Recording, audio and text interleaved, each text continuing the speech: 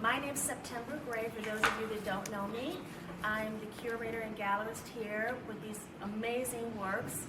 We're from Atlanta, Georgia, so there's 13 artists being viewed here. Now, not all of the artists actually live in Georgia. There's some artists that live in France, some that live in the DC area, and Detroit. Our special speaker for today, Shirley Woodson. But they're all talking about the commonality of living this life as human beings, whether we're dealing with the joys, the sorrows, just moving in this world. We all have similar journeys, no matter where we're from, whether we're from Georgia, Detroit, Chicago, France, Jamaica, where my artist Basil Watson is from, the sculpturist. But we're all living this human journey, and we're all dealing with different issues in life, but we're still able to relate as human beings. I think the artists do an amazing job telling their truths and the stories through their art.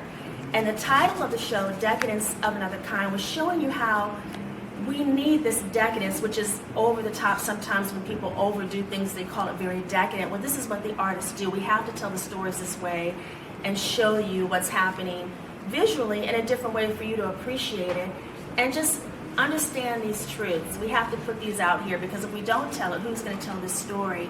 So this is what this art is about, is telling you this human experience, this journey in life through the arts.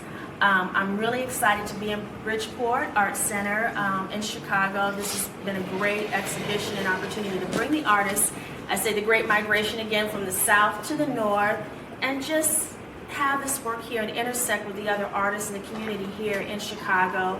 My art partner is Patricia with Pigment Magazine. She's here as well. We decided to do this journey together. She's been amazing. Patricia covers everything that's going on in the African American art world, whether it's galleries, talks, anything that's happening within our community. She just does an excellent job covering it, so I'm going to let her talk about Pigment as well. But we decided to come together and do this show together, and it's been absolutely wonderful. We're just really having fun, and we both love what we do, so this is awesome. I also have the pleasure of having Diane Carr here, who's an African American art appraiser. She's a jewel in the community as well, and someone that we need to appraise this work, because we all know art is an asset, and it's an asset class, like your car, your homes, your stocks, your bonds, things that you value. It's an asset, and there's an appreciation value, so you have to have the work appraised and appreciated. It's just very, very important. So she's going to give you kind of a talk about what she does and answer any questions and explain to you why it's so necessary to have someone like her to come in and appraise your artwork. So the actual person that's not here today, Shirley Woodson, is an amazing artist. You've seen her work as part of the show. She's from Detroit, and she's an absolute jewel. We just finished a show in Atlanta, Connections, a Key to Something Else. And I think that's what art is. It's always a key to something else. It's telling our stories, but there's always this connection through the arts, and she does it beautifully. She's sharing her story through her family, just through things that are going on in the world, whether she's covering the Civil War in Nigeria or what's going on in Detroit. She's telling the story through her work, and it's absolutely beautiful. She does collage work, she does paintings, she's just incredibly talented. And I wanted to read you a short statement about Shirley, because I'm sure most of you have not had time to read. But I wanted you to share a little bit about Shirley so you understand who she is and why she's such a jewel to the community. I want to read her quote. It says, "Paintings are my diaries, drawings are my prose, collage is my poetry, assemblages are my dialogue." Woodson's unique perspective of women, family, and voices of the ancestors beckon her brilliant brushstrokes. The rich voices of women that sing, speak their truth, and follow their dreams comes across vividly through her strong use of color. Woodson evokes the spirit using Fauvism, which is an art movement characterized by its bold colors, textural brushwork, and non-naturalistic depiction. This use of expression has a distinct emotional tone in her work that explores themes of water, movement, and historical and contemporary women that have a strong presence. Water and nature play a central part in Woodson's work. Movement and nonverbal language moves us to naturally flow in her world of connections, a key to something else. So she says, the source of my art production has come from my celebrating of my heritage and its constant renewal and resilience. And just a backdrop on her education, she received her BFA and MA in painting from Wayne State University, including graduate studies at the School of the Art Institute in Chicago in painting and history. She has many accolades. She's won many awards. The one I would love to speak about is the award that she received.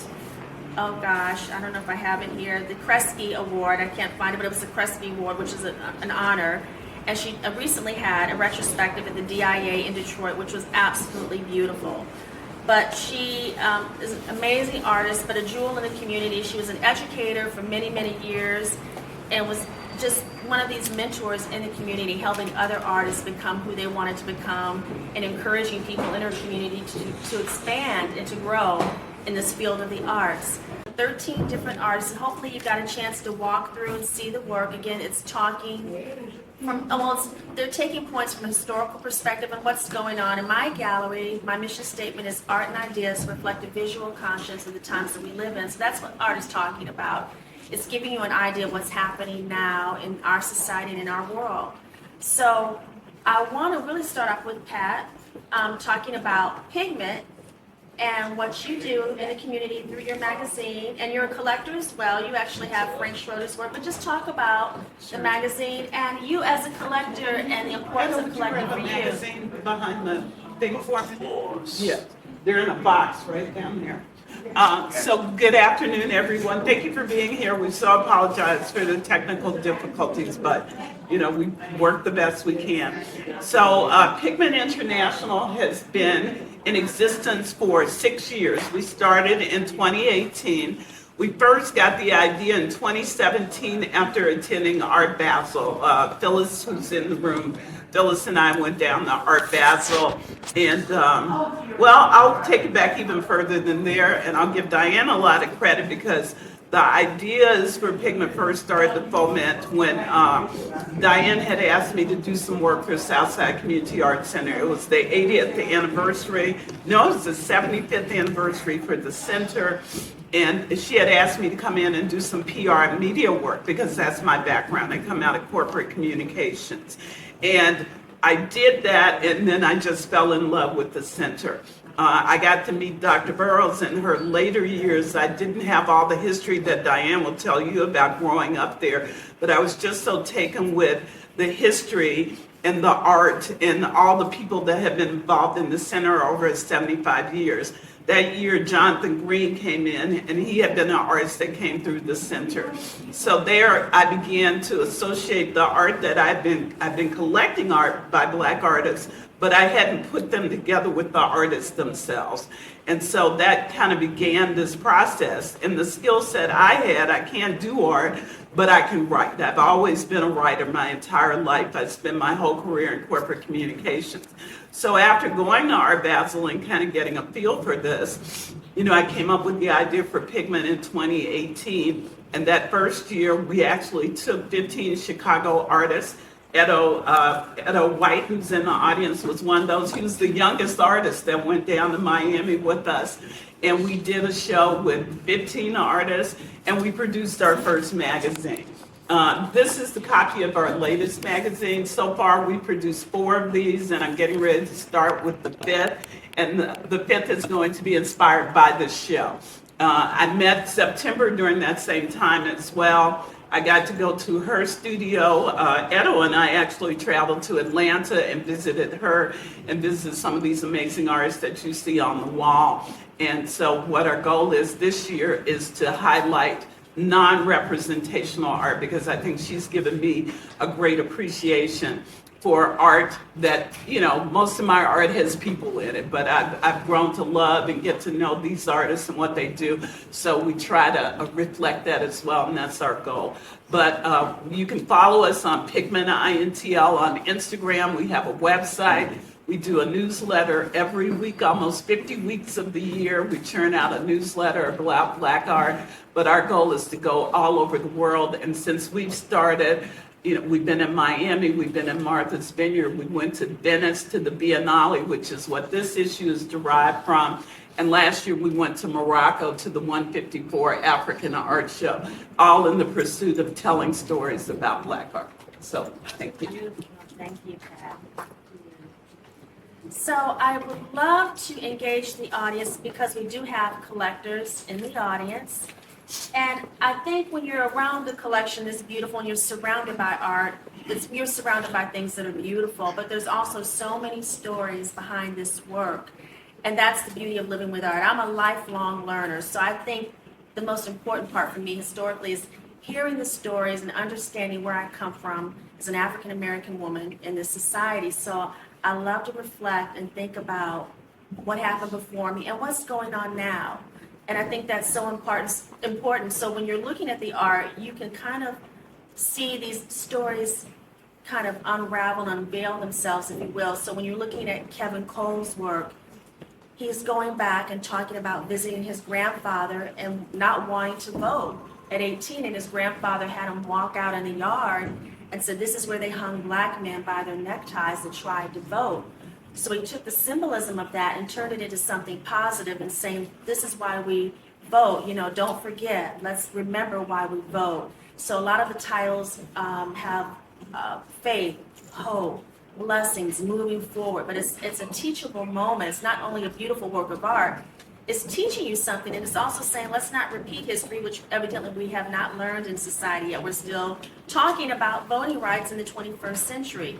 So then you walk around the room and you get to Jamel Wright, who's a textile artist. And a lot of his work, he's talking about how things in life are always in transit and something comes from somewhere else. Like this is a Dutch wax cloth fabric that came from the Netherlands. And it was actually sold to the Africans and they wore it as their clothing, their traditional clothing. We always assumed this was an African cloth, but it was not. It was in transit again from the Netherlands to Africa, and then it came over during the transatlantic slave trade to America. So things in transit. And then he's painting on top of it, and he says, I'm layering my DNA on top of this as well. And I'm adding the gree bags in the middle, which depending on your beliefs can either bring good luck or ward off evil spirits. So he fills those with personal effects, and he's layering that on top of the fabric. And then he's also putting Georgia red clay on top of it. He's telling a story about the Georgia red dirt and the Great Migration. But he says, September, there's also red dirt in the African continent. So he's like, we all have these many layers in our lives. There's just not one of us. We're all layered in many ways. And then he's letting it hang organically because he said, just like human beings, we're unfinished. We're still a work. It's still, we're still working. We're still unfinished. So he likes it to hang organically, and he's just showing you a way of being in the world, which is layered, as we all are. And he's paying homage to the Great Migration, as his parents moved from the south to the north. And then he also has these little glyphs, if you will, these little knots. And he says, I use everything that I have. I use all of the material, and I want to talk about how my parents and my grandparents were resourceful, how they had to use everything they had and be resourceful. You didn't waste anything. So he's embedding his story on this, but saying, in life we're all in transit. So his work speaks on that. But again, it's just beautiful once you look at it and it's layered. It's a thing of beauty. And I think it's just wonderful. It's telling the story. And I think every time you look at it again, he wants you to pay attention to the emotional tone of the piece and how it makes you feel. So you have Jamel Wright. So there's this story. Then if you go over to the side where you have the abstraction and the landscapes, further in the back you have Freddie Styles and you have Eleanor Neal. Well, Eleanor is an abstract artist, but she's going down south to the Gullah Islands and the Defusky Islands, and she's studying the people and the land and how they're preserving the land and understanding the culture and traditions and understanding why we keep these traditions and why it's so important that we not forget. And she looks at the Spanish moss tree, which has so much life in it and so resilient. It's like our people, we're so resilient. Even when the Spanish moss is dead on the inside, it's still alive on the outside. So she goes and she studies the history, and she wants to understand how these people can be so resilient and still carry through their life and their traditions in this remote area and keeping the land, because often we lose the land. And when we go back, there's nothing there, and we lose our traditions and our history. So you see the pieces, but there's always this beautiful story behind it. There's a meaning behind the work.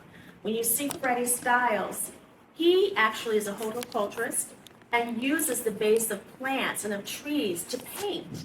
And he's just saying, I'm paying homage to the earth and not forgetting where I come from. He's from Madison, Georgia, and grew up in the rural South, not too far from where David Driscoll lived and Betty Andrews. And he said, I used that therapeutically when I was dealing with family trauma. He said, I was starting as a figurative artist and paint, but then I realized I needed to go back to the earth and to my roots. So a lot of his paintings have to do with the roots. And he uses that as the base of his paintbrush, the roots. So again, the meaning behind it is not forgetting where you come from and remembering your roots. Michael Scofield, he's an abstract expressionist artist again, and he's looking at life. He came from a sports background and talking about the psychological damage and the influences that the ESPN and the sports world has on these young men that are playing professional sports and how it affects them physically and mentally. And so a lot of that has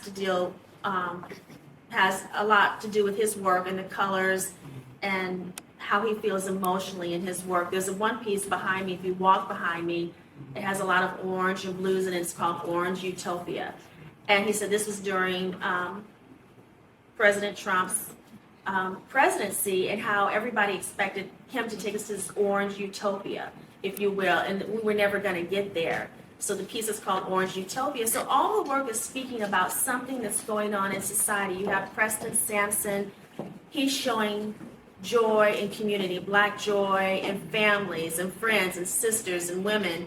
He said, there's so much trauma in our community, but we also need to talk about the joy of just living our lives every day when we're sitting down and communing, having dinner, going to the park, getting together. So we do that as well. So it's like there's not always trauma in our community. There's so much joy in what goes on in our communities, and I want to paint that joy. And then we have Shirley Woodson, again, talking about women and our ancestors and understanding who we are and putting ourselves at the center. That was the title of the artist talk, putting yourself at the center. And often we forget to put ourselves in the center. She has an amazing piece where it's a beautiful old home built in the late to early 1800s or early 1900s. And it's just this amazing, beautiful home. But often when we're in these homes, in the early 1900s and 1800s, we worked in the homes, we served in the homes, we might have even built the homes. We were behind the scenes, and we weren't put forth. You never saw our images, not unless we were in the back. So in her work, she's putting our images in the center. She says, we need to put our stories in the center. We were in these institutions, we built them, we served in them, we were interacting with people in these, but we're never in the center. So we have to put our stories in the center. And I think that's the most important part about collecting art, putting our stories in the center. Your work should tell something about you when you're collecting it, and just give you this energy of saying, I matter, my story matters, and my history matters. You have Basil Watson. He's from Jamaica, but he's lived in the States for maybe 30 or 40 years. And of course, you see the work of the beautiful women. He loves women, and he does an amazing job painting women, but he also does historical pieces. Like the Big Six, the civil rights activists. You have Martin Luther King, James Farmer, Philip Randolph, John Lewis, Whitney Young, and you just have all these amazing civil rights activists, and remembering that there were people out here marching peacefully and for our human rights and dignity. And I think, again, we all want our human rights and dignity. I don't care where you live or where you come from. These are just human rights that we all want. But they're speaking in a different way. Each artist is telling their story in a different way. The artist from France, Frank Schroeder, he's never actually been to the United States, but he's a Black man living in Paris and France. So he has a different take on living life as a Black man in France. And we often speak about racism in America versus France. He says, I find it interesting that the way they attack Black men and kill Black men. And he said, we have racial problems as well in Paris and France, but we don't kill each other. They don't immediately kill Black people. We resolve things in a different manner. So he said, I just find it interesting that there's so much hatred in America, and there's so many killing of Black men. So he takes all of that in. And again, he's never been to America, but he can still feel that. It still resonates with him. So we're all really connected globally, and as humans, we can see that and feel that. So he talks about loneliness. His work deals with loneliness, and often women. He loves women, and his work is religious at times. He did a piece actually called The Last Supper, dealing with the man. And it's 12 masks suspended over this long proverbial white tablecloth, like the Last Supper, but these masks are suspended, and they're all black masks. And he's saying, you know, they invite us to the table, but they really don't want us there. We're just hanging and we're suspended. They don't know the essence of who we are. They can only see this black face, and they don't really get to know us as people and who we are as human beings. Now, they'll invite us to this proverbial white table, but they really don't want us here. So it's an amazing, amazing work. It was actually written about in Forbes during Art Basel. But he's connecting and understanding this human experience that we all go through. So again, when you look at the art, take it in. We also have Gabrielle Torres. She's one of my younger artists in the collection. She's from Savannah. She's a professor at SCAD. And most of these artists are either professors now or retired professors. So they have an educational background. So that's why they talk so much and have so much history behind their work. But she just finished her MFA, and she deals with questioning the superstructures and superpowers, and she loves to use recycled materials. She uses plastic, trash bags, crushed wine bottles, or children's clothing, and she uses actual people in her life, like the one on the back. You've got 6 cousins at a birthday party, and they just are full of joy and happiness. So she's using all of these materials to talk about how we waste and how we are just kind of, you know, we're so wasteful as a society, and we have all these amazing things at our disposal, and we're not using them in the right way. And she's creating this beautiful canvas of life and how beautiful life can be, but she's using recycled clothes, again, trash bags and plastic, and imbuing it in the painting and creating this beautiful, beautiful piece. So again, as you're walking around, please read the statements and look at what the artist is really talking about as you're viewing the work. But I'd like to, before I have Diane talk about the appraisal value and why appraisals are so important, I'd love to hear from collectors in the audience to talk about the work. I think it's wonderful to hear when other people collect and to know why they're collecting the work and what connected them, why they made that decision, because we all collect differently.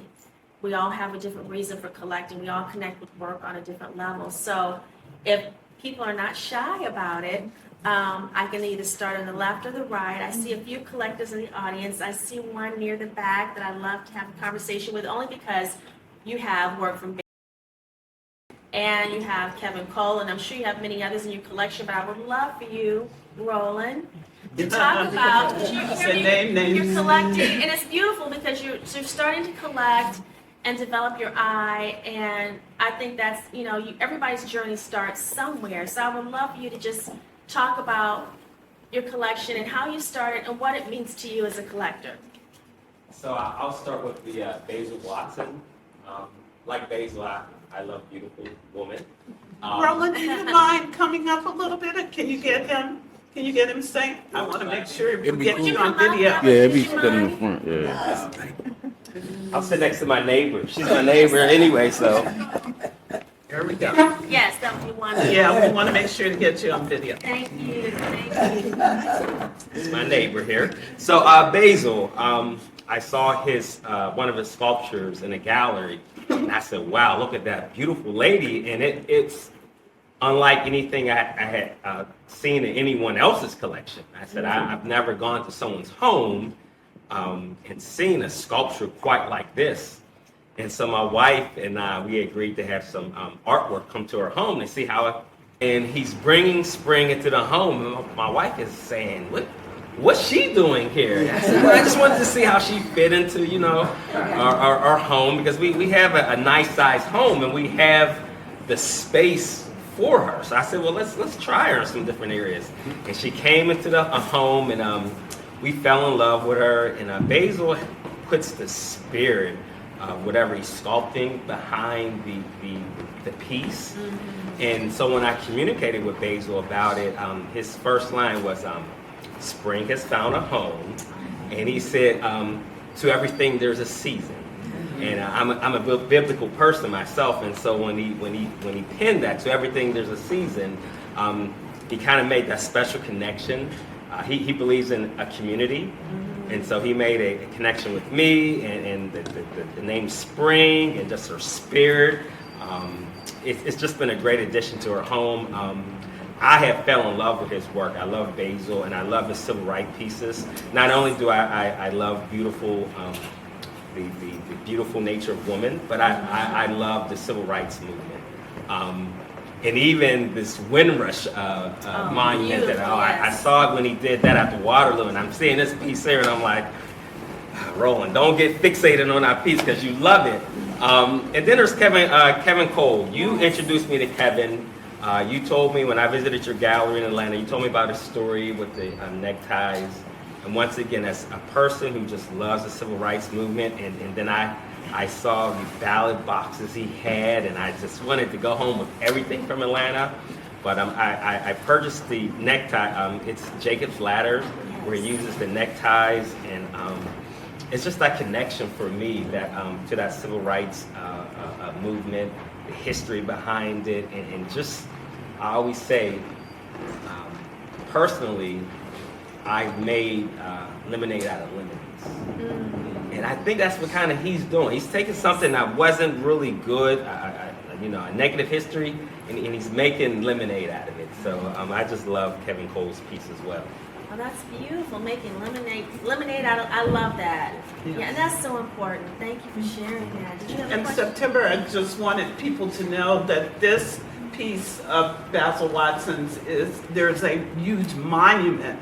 He referenced the Waterloo Station in England, that it was dedicated last year, I believe it was, Yes. to the Jamaican immigrants that came into the Waterloo Station. So when you see this, imagine it, maybe 5 times this size in England, and that's where it sits right now. So this is a smaller version of that piece. And I love how it resonates with you, and like you said, you're spiritual, and the story adds to it. And like you said, he takes the story, but it makes it such a positive and to me a teachable moment. And I think when people walk in your home, your art should say something about you and what you care about and what's meaningful to you. I know when people walk in our home, you know, okay, this couple, and they know their history, they appreciate it, and they respect it, and it lets me remember and not forget. I don't want to forget. So thank you so much for sharing, Roland. Right. Thank you. And I put you on the spot, but Okay. I love to hear from collectors. Now, I would love to call someone else up to talk about the collection. If they don't mind, Joe is another collector here that has work. You have Jamel's work and Kevin Cole's and Kevin O'Keefe, who's a landscape artist. That's amazing. Would you mind talking about your collection as well? Please, thank you. And Kevin O'Keefe is from Chicago. He's from a young man Chicago, from yes. Chicago that lives in Atlanta now. Thank you so much. Thank you for letting me call you up. But talk about, what collecting means for you and why you picked the pieces you picked, and just what it means to have it in your home. I didn't start out as what I consider a collector. I've been very fortunate, and I've been able to go to some of the very beautiful art galleries throughout the world, and I've always appreciated art. But I've never thought about having art. I had home goods art. We all did. We all did. I got one piece left that's got to go. But anyway, so I met September some years back with a mutual friend, and I knew I wanted to kind of get into art. Didn't know where, didn't know artists. And I started off the conversation with I want to get into art. I don't really know a lot about it, and I just see things that I like and I don't like, but I want things that appreciate in value. That was my premise. I wanted to buy things. I didn't mind spending the money, but I wanted things that would appreciate in value, because you always hear about other people buying art that appreciates in value. But as I got into it and started finding things that I liked, didn't always love them, but I liked them because they spoke to me in a certain way. And as I started getting the various pieces, and it's very different when you see something in a gallery that grabs you, and then it's in your space, and then it starts to grow, and then you get the history behind it, and then it starts to resonate. And then when people come in your home and they see a piece and they want to know the story or what drove you to that piece, it can make for some really interesting conversations, especially with certain pieces where they're looking at the picture or the colors, but the story is very different. The story can be moving, it can make you angry, it can make you sad, but it's the story behind a lot of these pieces that I think resonates with people and gives them a different kind of appreciation for the art, much like I have a different appreciation for the art. There's something about knowing what motivates an artist to create a work. And having a gallerist like September, who is plugged into these various artists who make this beautiful art, and being able to have the conversations, get an understanding, is really helped me turn a corner into a different level of appreciation for the art. So I'm grateful for that, thank you. And I'm grateful for the journey, and I'm very blessed and fortunate enough to be able to take this journey and be able to enjoy some of this art, in my home. And it's something about walking past a picture and being able to smell the paint, or watching how a piece you could never have imagined that wall before that piece was in it. And so it really does kind of become a part of you, even if that wasn't the original intention. When you take time to learn it and appreciate it and respect the person behind it and what they're pouring into it and trying to convey to all of us. So. That's beautiful. You have a menu too, don't you? I do. Yeah, don't sell that. I remember that. Yeah. Yes. So he kind of started high. Yeah, I did. I remember looking at that. It's like, oh, how much is this one? And she told me to press it. Like, don't sell it. do you have something that's like more like in this range? But no, that's so beautiful. Thank you. I love when you say I can't imagine a wall before that, like looking at a wall and seeing it so differently. Oh yeah, that's remember so that beautiful. one? Yes. Yes, he bought an amazing piece from Jamel, a textile piece, and he has a beautiful home, and he has a room with this gorgeous fireplace, but it's all brick, all the way up to the ceiling. It's like a cathedral ceiling. And I'm thinking, so you want to put that piece on that brick wall? And of course, I've hung these pieces many times, but not on a brick wall. And I'm like, well, we might have to get an installer, Joe. I'm like, I don't know. I'm like, okay, I might have to go see him and help him with this. But he got it up on that brick wall. And I was like, okay. And it looks fantastic, but I was just like, oh gosh, on this brick wall. But he got it up there and it looks beautiful. It really looks stunning. It was challenging. But I just want to add one other piece. I remember when she first started carrying his art, and I looked, she always like, hey, I got a new artist, I want you to check out. And I looked at his stuff and I'm like, I mean, it doesn't really do anything for me. But September happened to be in town, and she stopped by and she says, I have a piece for that wall. So I gave it a second thought. And now I couldn't imagine anything else, being there. And even the Frank Schroeder that I bought, I saw it initially when I came to your gallery. I've never really cared for like the traditional like African masks type art. But it spoke to me, but it wasn't really my thing. A couple years later, when we had a lot of things going on in this country that were just challenging, and I saw that piece again, and it spoke to me. The piece is called Black Politics.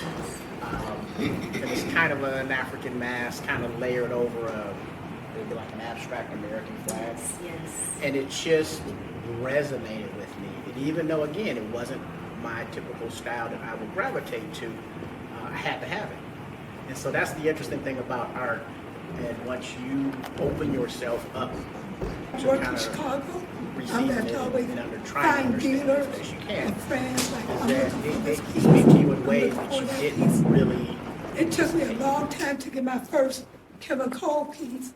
I had to go to New York to the Black Fine Arts Show, Harlem Fine Arts Show, and that was over probably 15 years ago.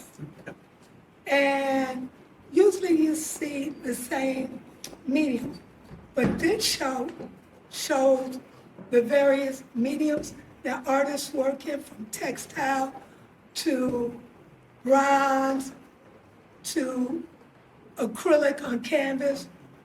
I mean, and I'm really touched because I've never been to a show that has something for everyone. Now, when I came opening night, you know, I was mixing and mingling and looking. And the first night, you just looking around, but when you come back, I'm like, okay, I didn't see that piece in that way. So I see a lot of, since I love, I'm gonna have to kind of narrow it down, because my collection that my husband and I have is of the Renaissance, like the Jacob Lawrence with the beard, and so, and that's what I'm used to. I'm older than I look. I grew up at Southside Community Arts Center, but to see the new artists, the mid-career artists, and new work, it's like really refreshing for the new collector. And I guess back in the day, like 30 or 40 years ago, when young people didn't know about art and they was doing decorative art, even with me, I'm cutting pictures out of a magazine and put them in frames, and like, this is my artwork, because my parents said, this is our collection, not your collection. Now, when we pass, you know, we can pass it on to you. And when both my parents did pass, I was able to take down my decorative art, my magazine clip, and put up fine art. Because when I was growing up, it was never, you weren't called a collector.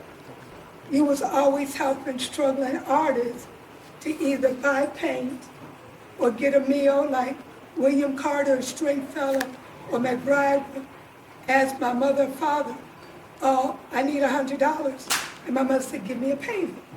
Or we would have them over for dinner, and I didn't realize this because I was young. So now I have a mixture of the mid-career contemporary artists kind of intermixing with my parents' collection.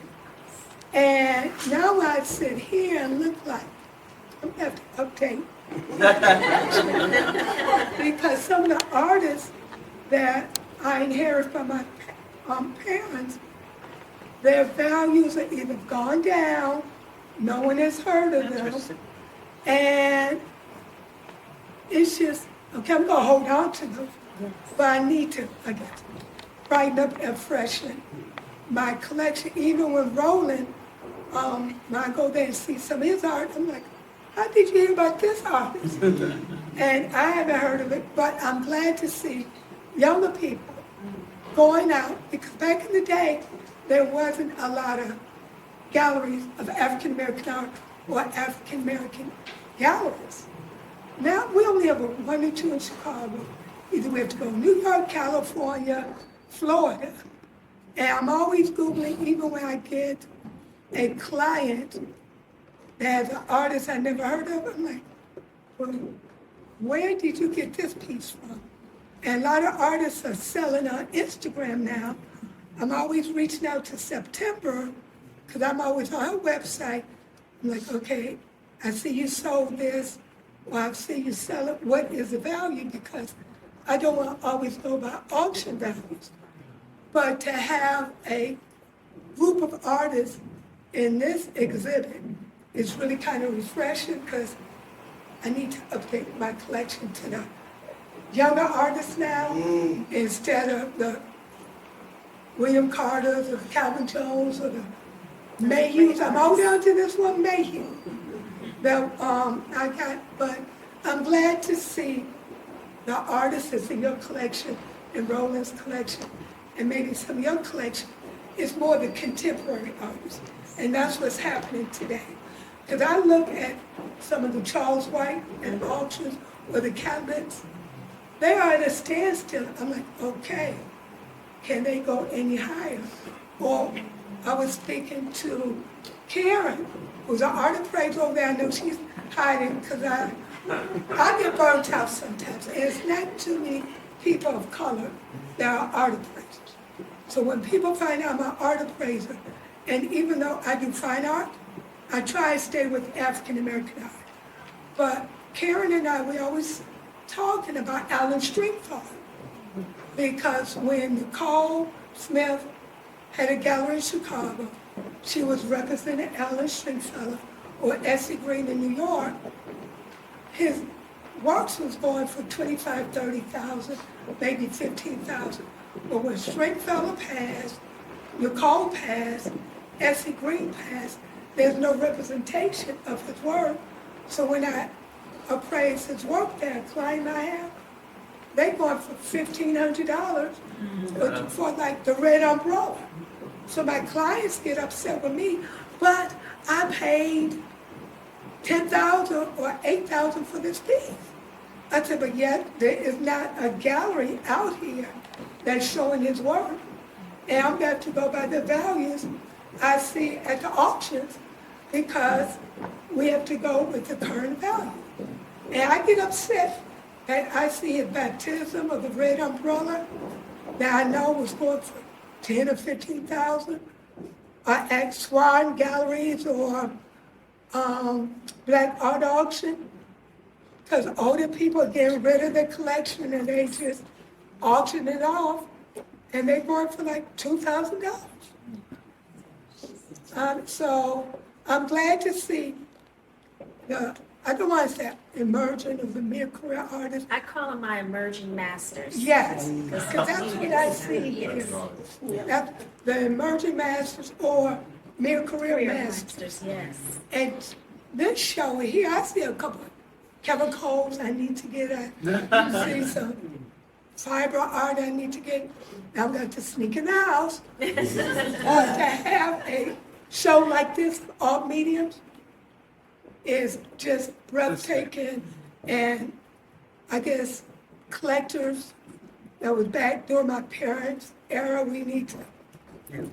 And I wanted to add to that, one of the reasons that I ended up partnering with September on this, September took this, a very similar show with most of these artists to Miami. And she's done two. She told you about the Schroeder show that she did, but she also did one at Redwood Group. And all of them were non-representational pieces. And the way she did it was not just show the work, but also have pictures of the artists there so that people attending that show would know these were Black artists. Because sometimes there's this assumption that, you know, Black artists don't do this type of work. And I've even heard people say something that infuriates me, is that, is it really Black art? Yes, it's Black art because it came out the heart and soul of a Black artist. And that's what makes it the work that it is. I hope you'll take some time. There are two artists in the room I wanted to make sure you knew. There's Sherman Beck, who was one of the 10 original Afro-Cobra artists. And Sherman, thank you for being here. He actually lives across the street from me. And so when I look at the contrast, you know, we've been able to introduce Sherman, someone who came along in the late 60s, to someone like Edo, who is just barely 30 years old, who's also doing non-representational art. So they are in the very best vein of what you see here. And we should never forget that art comes from your soul. And if you're a Black person, that's what it is. So I just want people to know that. And give September a lot of props for not only showing the work and not letting people make assumptions about the artist, but actually putting those people out there and showing who they were and who they came from. Thank you. Thank you. I think that's really important. Yes. So I'm trying to figure out, I was talking to folks about it. Me being an artist, I don't collect art. I'm trying to figure out my way into that actual lane. So if you guys have any tips or suggestions, I would greatly appreciate it.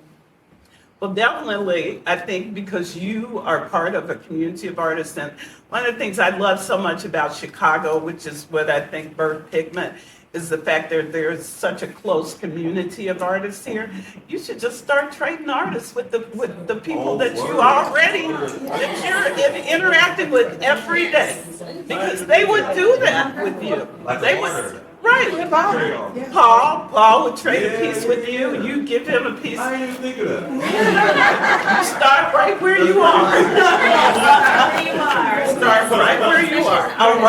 Roland's Yeah, got something. something, to speak to Diane's point, Diane, I just want to make sure you know you do have a neighbor to the east of you to help you unload some of your work. So if you're ready to do that, there's a neighbor just east of you pulling the assist. We're not worried about shipping and handling. Walk down the street. Shipping and handling. The way I purchase art, I'm a junkie for art.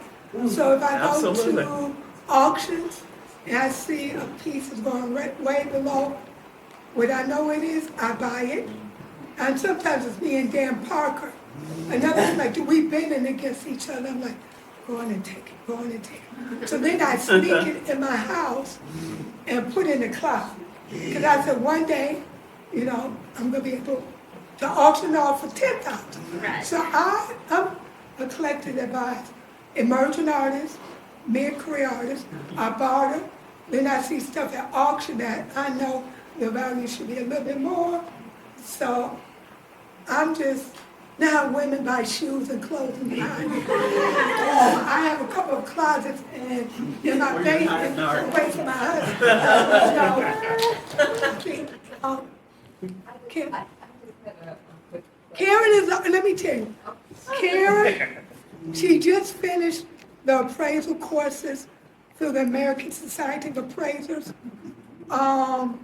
She does have a law degree, but she likes art. She saw me looking at her parents' collection, took interest, and I said, oh, take these courses. And it's some rough courses, but we don't have too many people of color that are art appraisers. A lot of African American art gets valued low.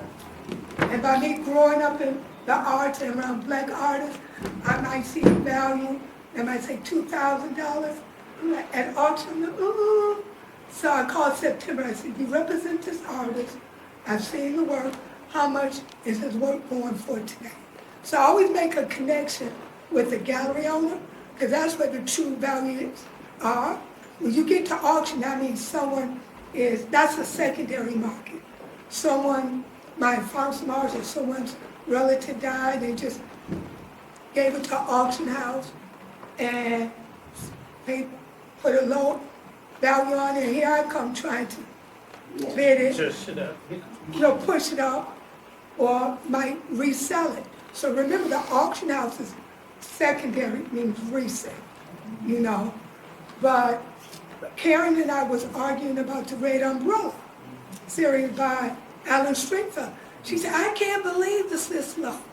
But if there's an artist that is deceased and there's no gallery representing the artist and someone takes it to the auction house, it's just gold at the low value. Yeah. And I guess that's what I was going to ask about, because, like you, Diane, I have a lot of my parents' collection, and I look at, all of the Sylvester Brittons and William Carter things. And I wonder, is there a way, I was talking to a collage artist who had never heard of Alan Stringfellow, and I think about all the Alan Stringfellow. Why, these artists are kind of the foundation of what, artists are doing today. And I'm thinking, just to the panel, is there a way that we can bring these artists back, or, make them more well-known? Is there anything, because it is sort of a shame to watch artists that your parents collected and that, other friends collected, and you watch their work, diminish in value. And certainly, the artists of today are getting more, for their pieces. But at the same time, I think, so is that going to happen with black art? That 10, 20 years out, the art will diminish as the artist becomes, Like the art we see in this room. Right. I think that we have to make the art relevant. We have to invest in the work. That happens often with black artists because we don't invest in our own. and I'm just gonna say this and be honest, often we don't support our own. So if the artist decides to go to a bigger blue chip gallery or a white gallery, they're gonna push the prices up where we can't afford it because they have the clientele and the Rolodex, and they're gonna sell that work and push the value up. And then we can't afford it because we didn't buy when they were starting off at this level. And unfortunately, a lot of artists die without ever seeing the true value of their work. But it's up to us. I can give you a recent example. Richard Mayhew, an amazing landscape colorist artist. He's 90, he'll be 100 this year. Wow. He's just like African American royalty in the art world. I had many Mayhew works that were for sale. People didn't want to pay the $50,000 to $80,000 for the work. There was a collector that took some of her pieces to the San Francisco Museum of Art to educate the audience and show them Mayhew's work because they had never seen his work. Put the work in a museum. My phone was ringing off the hook. Oh my God, who is this artist? We've never heard of Mayhew. Do you have any more left? Now you can't get his work for under $300,000. $300,000 up to $1 million. I couldn't give them away for $50,000. I was selling between $50,000 and $80,000, and they were still like, "Oh, this is too much. I don't want to pay it." You can't get his work for under $300,000 now. Maybe a small piece, but this was work we didn't value, we didn't appreciate it, we didn't understand it, and it took a collector to say, "Hey, here's 15 of my amazing pieces. Here's Richard Mayhew. Here's his work," and people were exposed and appreciated it. So then there was this frenzy. So we have to start putting the work out there, supporting the artist, and recognizing and saying this work is amazing. We shouldn't have to wait on an institution or a major collector to decide that this work is important. We can do that on our own. We often don't. The other thing too, and one of the things behind Pigment is we have to tell stories. They wrote about Picasso, they wrote about Matisse. We know because they write about these people. If we don't write and tell the stories of our artists, there's nothing to bubble up and Google one day. So we write a lot so that when you Google things, you start pulling these people up.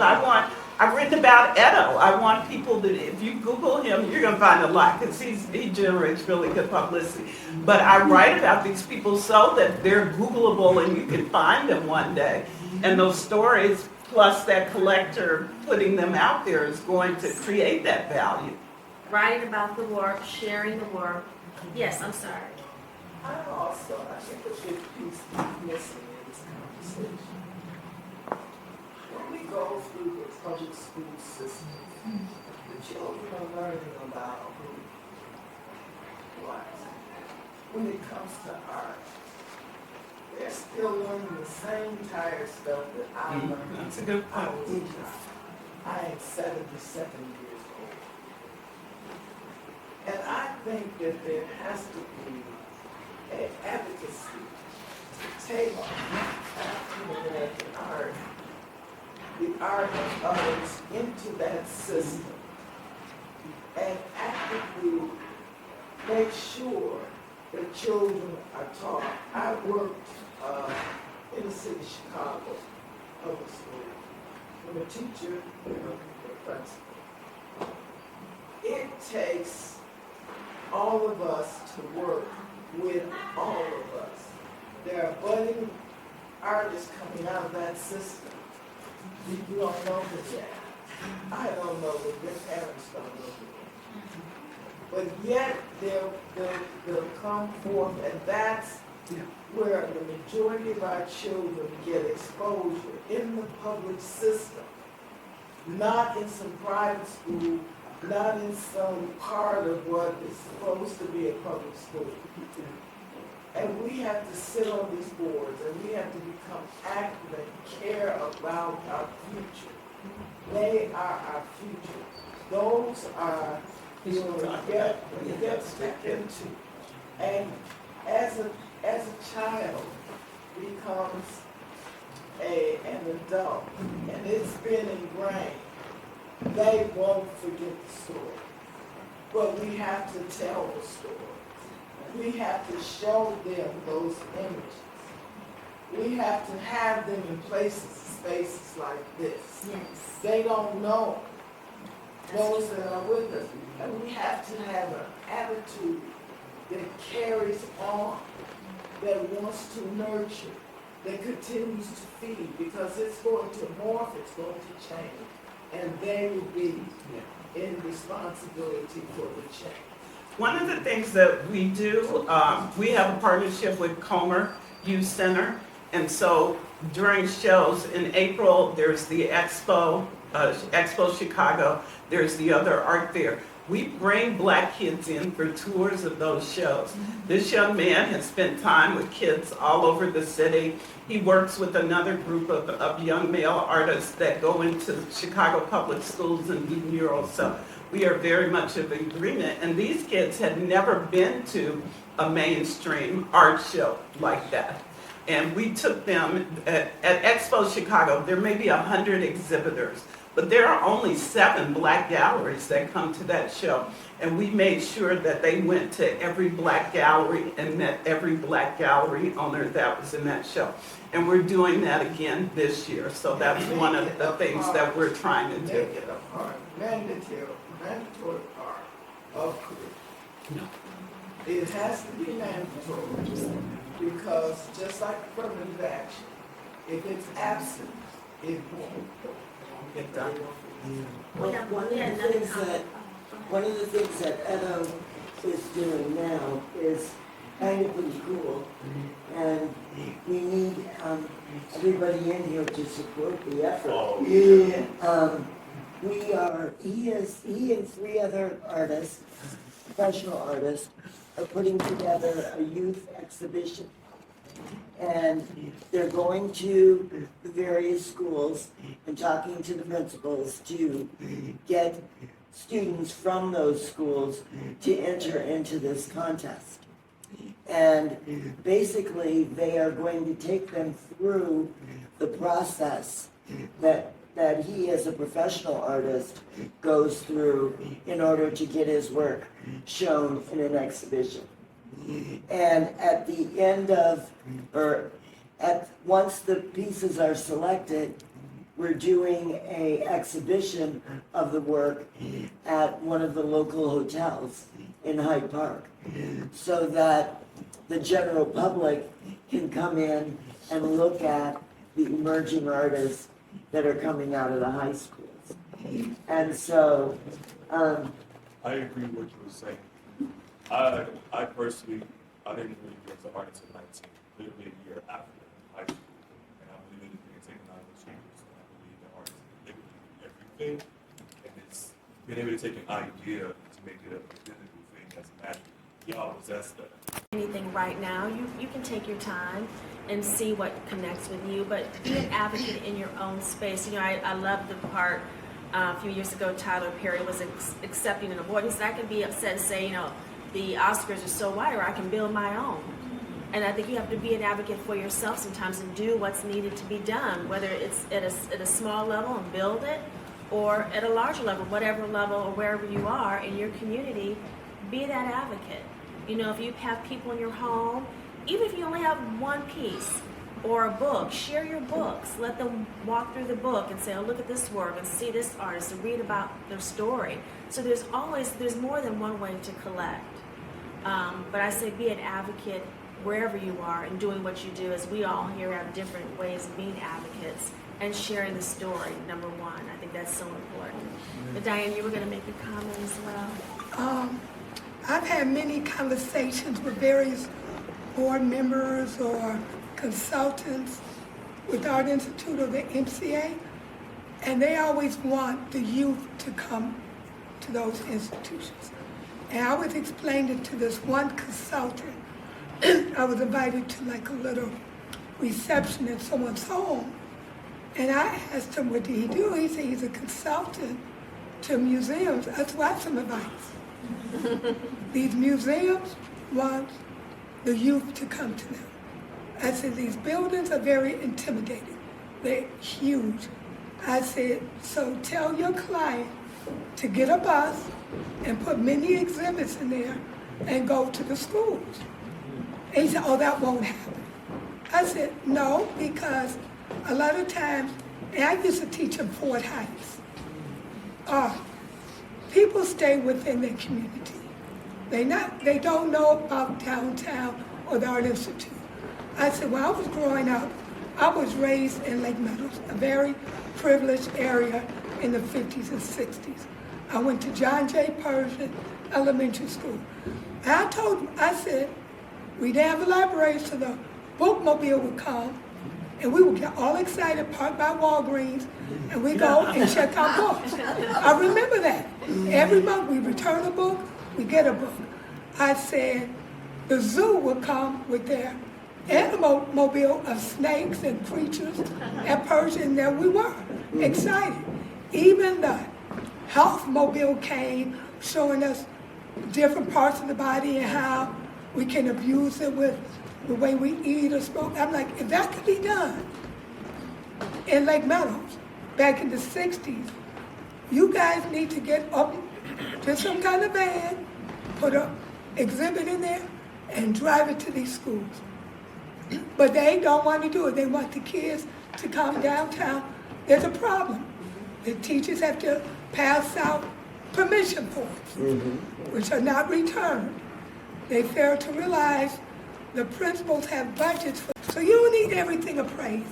Appraise your high-end pieces. So it's the appraisal process is for insurance, for replacement value, marketable cash value, where you might want to see where that piece is in today's market, or you might have to get a loan on that piece. Non-cash donation, if you're going to donate some art to an institution, if you're going to do that, we need to see a letter from that institution saying, yes, we accept this donation on such and such date. Because that has to be reported to the IRS for a tax write-off. Then there's appraisals for estates. You know, you want to see, you want to give the value so you can, contribute your art among your siblings or your children. And then there's an appraisal for when someone dies. They call me to come in, and that's the date of death. I've had people call me, well, my aunt died 3 years ago. We need our art appraised. So I have to use the date of death. That's when I have to start looking for values. So when we start looking for, we don't look for prices, because prices are flexible. So we look for values, and we only can go back 5 years back, previous years. So if you're telling me you want a piece appraised, and I get it today to appraise it, I have to look for values 5 years before today. So people want to know why it takes so long for appraisers to get their appraisals to them. We are under strict guidelines. When we take courses, it's like, to me, going to grad school. I took courses in 2005, finished in 2006. I thought I was going to have a nervous breakdown. So I've been appraising since 2006, and I'm with American Society of Appraisers. There are 3 appraisal organizations: ASA, which is American Society of Appraisers, AAA, which is Appraisers Association of America, and ISA, International Society of Appraisers. We go through strict training and courses. Then we have to take USPAP, which all appraisers from real estate to personal property appraisers have to take, and those are certain guidelines we have to follow. We have to get reaccredited for USPAP every 2 years. I get calls in where someone has found a piece of art in the garbage, or they think it's worth $400,000. So I have to sit there, what makes you think it's worth $400,000? Well, I Googled that, they telling me. And then I said, well, no. What do you want with the piece for? Insurance purpose? Well, I want to sell it. I give them the auction houses information. I said, call Hyman Auction House, Heritage, Phillips, or Sotheby's or Christie's, because they have appraisers on staff. I always tell the client my hourly rate. Sometimes they clutch their pearls. I said, I will work with you. I said, but you understand, there's a process. that we go through. We have to photograph, measure, inspect.